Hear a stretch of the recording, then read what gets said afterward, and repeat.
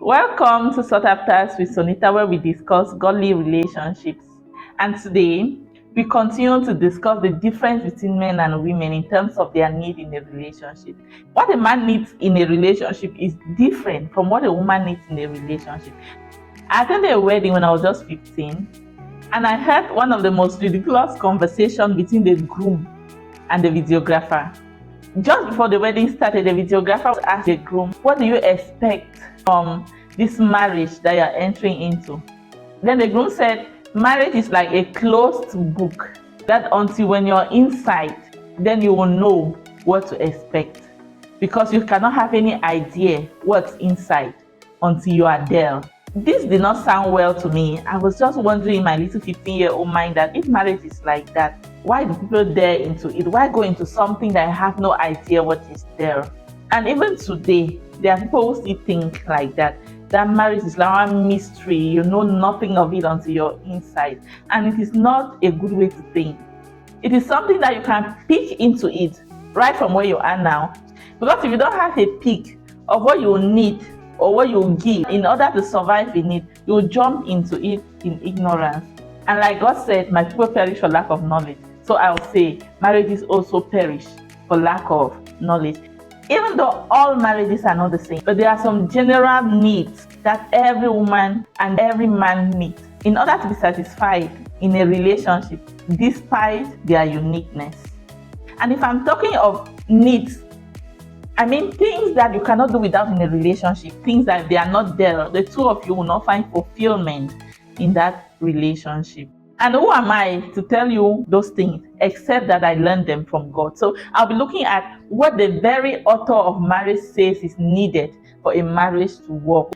Strangely enough, both men and women tend to use the same words to describe their needs in a relationship. In reality, what they need is actually different. Right away, we'll be looking at 5 differences between what a man needs in a relationship and what a woman needs in a relationship. They may sound the same, but they are actually not the same. I'll be showing you the distinction between them.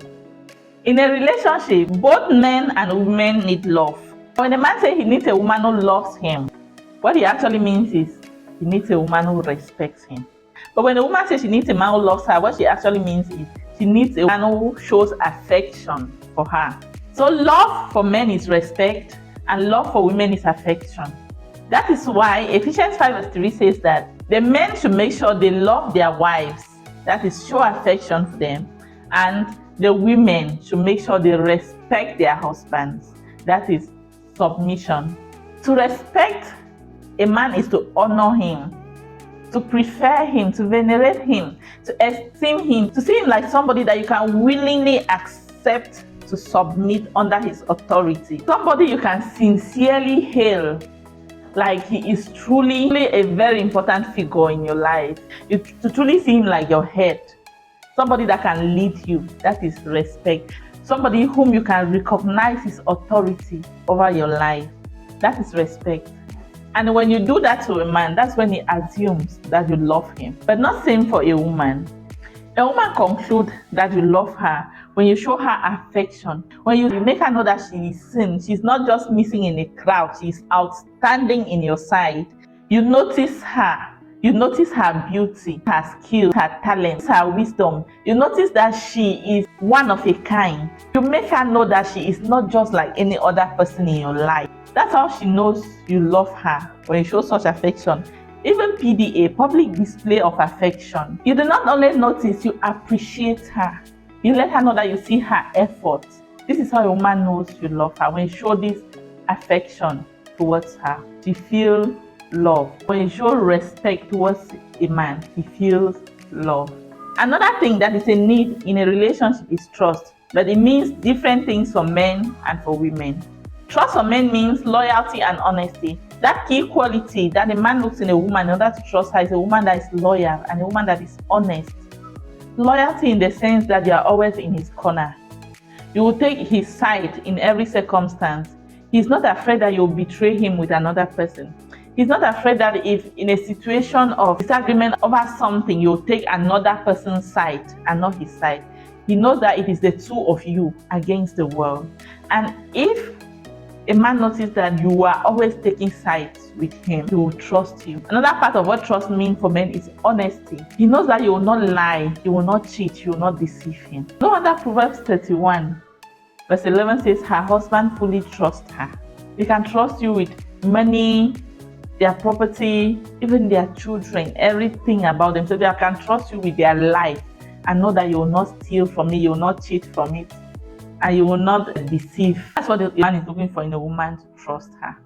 But for women, what a woman needs in order to trust you is faithfulness.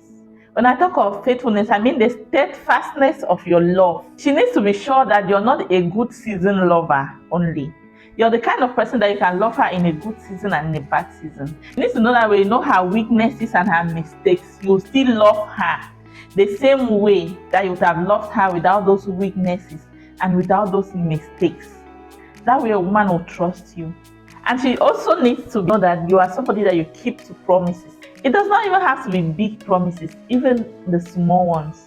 Like if you say, I'll come and see you next week, you will make efforts to actually come. You will not always give excuses. But if you're that kind of person that you keep giving promises and failing, it will be difficult for you to win a woman's trust, because trust for a woman is faithfulness, steadfastness. You remember how 2 Timothy 2:13 says that even when we are faithless, God remains faithful, right? That is what a woman actually wants from a man.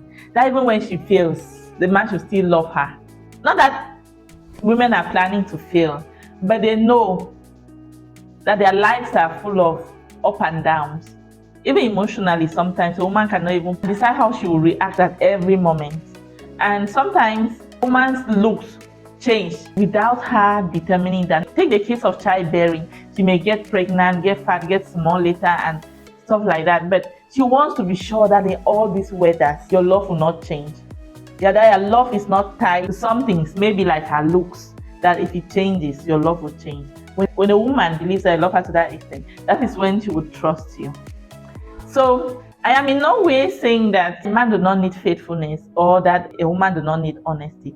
I am describing the things that each gender value most. And that is the same for all the points I'm describing. It doesn't mean that no, the other person does not need this, no, they will need it, but whose need really needs more? What do you focus on more, even while still doing the other ones? Another need is someone who is responsible. In a relationship, each person wants to be with somebody who is responsible. But for men, responsibility means domestic support, while for women, responsibility means security. For a woman to know that you're responsible, you need to make her feel secure. We talk of security, we mean emotional security, spiritual security, financial security, and even physical security. Don't bother. You do not have to be God to do all of these things. A woman is just looking for somebody who is willing to take a bullet for her. Not literally though, but who is willing to stand and protect her, like Ephesians 5 verse 25 says, that husbands should love their wives and give their lives for them, as Christ did for us. Not literally that you should die for them, but they should be able to see you sacrifice because of them. Struggle to work hard in order to meet financial needs. They will feel financially secure. It does not matter about the amount of money you have. They just want to see that you're willing to get out of the couch and go out there and hustle for their sake. They also want a man that if they're having spiritual issues, they can look up to the person, direct them, to lead them. This one is very key for a woman. That is why you see most women that are married to people that they don't feel spiritually secure with, when they have a bad dream in the night, they jump in the morning and start rushing to the pastor's house without even telling their husband what the bad dream is. And eventually, some of them go like that and get carried away by false prophets and all kinds of things, simply because they are looking for spiritual security. A woman needs spiritual security. That's why God designed marriage in such a way that the husband should be her head spiritually. Because she needs a head, something to cover her, to stand for her spiritually. Somebody that can speak words into her life and they stand.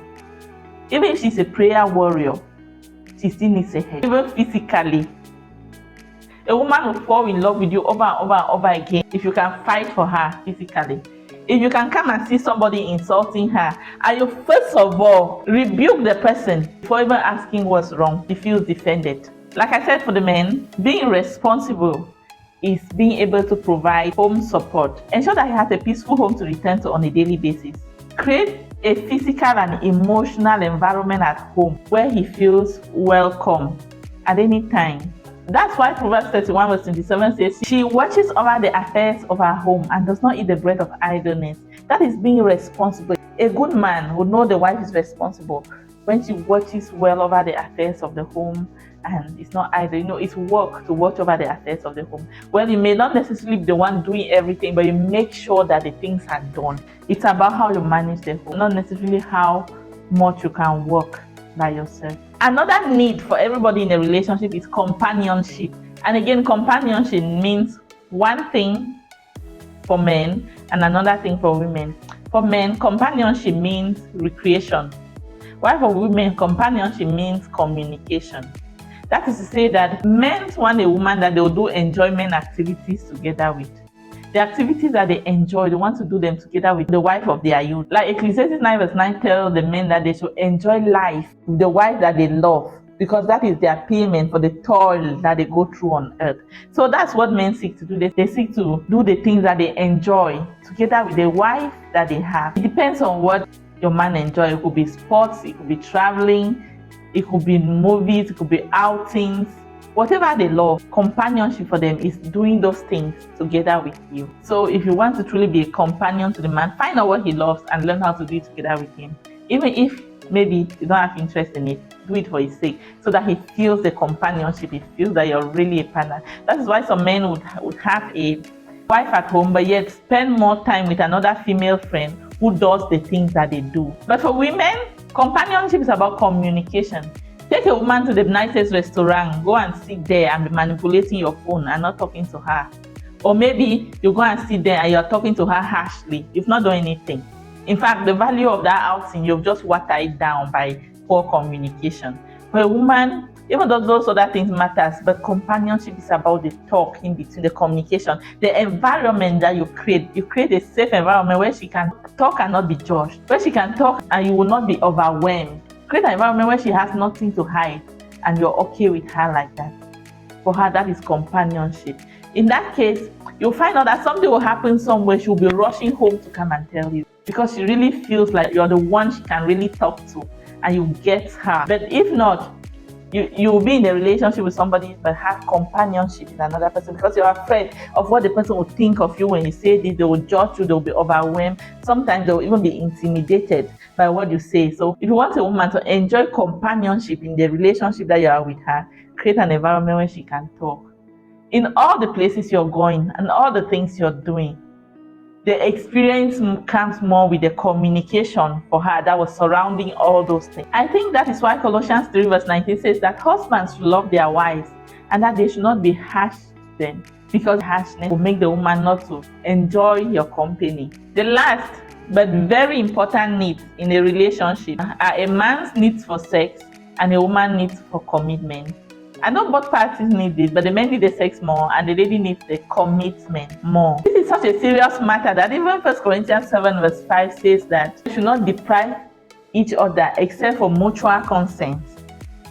And the reason is that you want to spend some time to pray. So it means it is not something that you should deprive each other from it for years or for long. Because I don't know of many people that actually do pray and fast for years. This is a need for men in a relationship and even women. That whether you're married or not, it's important to know, so that you don't start planning how you come and work today and then travel back to UK tomorrow while your husband travel back to US the next day. And you both stay separate from each other for the next 5 years. That way you'll not be meeting each other's needs in the relationship, because there is no way you'll meet somebody's sexual needs with such distancing. And it's a common thing in our generation, which is ungodly to do. I always say, why marry when you're not available for marriage? Marriage is not something you take out of your to-do list. It is an experience you keep having for the rest of your life. You can be married on paper but unmarried for real. And that is not God's plan. If you're supposed to meet each other's needs in marriage, married and stay together for this to be possible. And women, they need commitment. In a relationship before marriage, your commitment for you people to spend time to do counseling and grow to know more about marriage and about each other. the commitment to do the things necessary for you to actually get married. It is the man that is supposed to take the lead for these things. Like the Bible says in Mark 10 verse 7, that for this reason a man will leave his father and his mother and be joined to his wife. So it's a man that will take the lead of the living and then coming to join to his wife. Not to say a woman will not leave, a woman will leave. But I'm just emphasizing the fact that the man has to have that initiative to start the process of commitment and to ensure that it goes on while the woman follows along. Not in this our generation, that is the woman that will end up asking that, when are we getting married? Oh, that date we kept for our wedding is approaching, what are we doing? No. For a woman to feel like you're meeting her needs in a relationship, have that zeal for commitment. Be eager to make sure you put it down. Do the things necessary for you to settle down. And when you finally settle down and you're married as husband and wife, continue to show that commitment to your marriage by choosing your marriage over work. If work will destroy your marriage, choose your marriage over that work. If ministry will destroy your marriage, choose your marriage over that ministry. If friends will destroy your marriage, choose your marriage over those friends. Create time for your marriage. That's how a woman knows that you're committed to the relationship. If you fulfill these needs in your partner's life, they'll feel fulfilled in the relationship. And I assure you the relationship will work, because this is like the petrol that is needed for a relationship to work. And it is very necessary to know these things before you even start one, so that you know how to move in it. And if you have started and you did not know these things, it is a process. You might not have it all right at the beginning. It is a road that we are all still walking in it and learning and perfecting. Start by accepting the truth that this is it, and then now start working with it. And God will give us kingdom marriages. Our marriages will be like cities on a hill that cannot be hidden. Others will look at and say that they are faking, whereas it is actually real.